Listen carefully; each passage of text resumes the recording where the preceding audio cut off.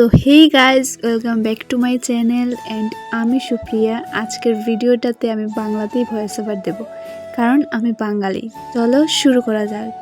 আমাদের একটাই আম গাছ আছে এবং এবছর প্রচুর পরিমাণ আম এসেছে এই গাছটাতে। তো যেহেতু আমের সিজন শেষ হতে চলেছে, তো আমি ভাবলাম আম সত্ত্ব দেওয়াই যায়। আমাদের এখানে আম সত্ত্ব বা আমের চটও বলে। তোমাদের এখানে কি বলে আমাকে জানিও কমেন্ট করে। আমগুলিকে আমি ভালোভাবে ধুয়ে পরিষ্কার করে নিয়েছি। কিছু আম এখানে কাঁচা ছিল, তাই আমি আর এগুলোকে দিইনি। এখানে আমি অনেক কষ্ট করে মাটির উনুনে আগুন ধরিয়েছি, কারণ আমাদের ঘরে ম্যাক্সিমামটাই গ্যাসে রান্না করা হয়, মাটির উনুনে তেমন একটা রান্না করা হয় না। আর এখানে আমি আমগুলো ভালোভাবে সিদ্ধ করে নিয়েছি এবং সিদ্ধ করার পর কিছুটা এরকম দেখতে ছিল। এগুলো ঠান্ডা হওয়ার পর এগুলোর বীজ আলাদা করার পর একটা কিউট বীজ পেয়েছি, তাই একটু ক্লিপ নিলাম। এগুলোর বীজ আলাদা করে নিয়েছি। এখানে আমি আবার এগুলোকে একটু উনুনে বসিয়েছি, কারণ এগুলোতে কোনো মশলা দেওয়া হয়নি। আর মশলা ছাড়া এগুলো খেতে তেমন একটা ভালো লাগে না বা সেই স্বাদটা আসে না, তাই মশলা অ্যাড করবো বলে আবার একটু উনুনে বসিয়েছি।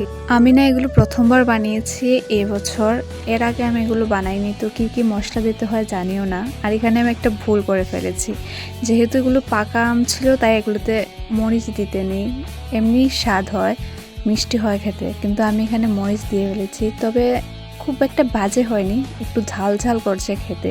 আর বাড়িতেও কেউ ছিল না যে আমাকে বলে দেবে মরিচ দিতে নেই।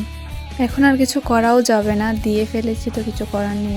আর এখানে দেখো আমার অবস্থা কতটা খারাপ ছিল। ওই দিন প্রচণ্ড গরম ছিল, প্রচণ্ড, আমি ঘেমে পুরো একাকার হয়ে গেছি।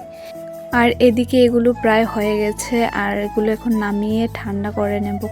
এখানে দেখো আমি থালের মধ্যে তেল মাখিয়ে নিয়েছি, কারণ তেল মাখালে এগুলো থালের সাথে লেগে যায় না, আর শুকানোর পরও খুব তাড়াতাড়ি থাল থেকে উঠে যায় খুব সহজেই।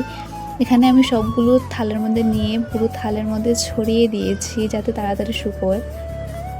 আর জানি না আমার সাথেই কেন এমন হয় সবসময়। এগুলো শুকিয়েছে 2 দিন হলো, কে জানি এগুলো চুরি করে নিয়ে গেছে, খেয়ে ফেলেছে অর্ধেকের বেশি।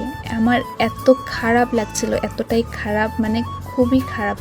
তারপর সেম প্রসেসে আমি আরও 2টো বানিয়েছি এবং যে নিয়েছে তাকেও ধরেছি, ধরে বলেছি যদি এখান থেকে নিস তো তোর হাত কেটে ফেলবো। তারপর এগুলো আর নেয়নি। এগুলো শুকানোর পর কিছুটা এরকম দেখতে ছিল। আর এখানে আমি খেয়ে একটু টেস্ট করছি, খুব স্বাদ হয়েছে। শুধু মরিচটা যদি দিতাম না তাহলে আরও টেস্টি হতো, আরও টেস্টি।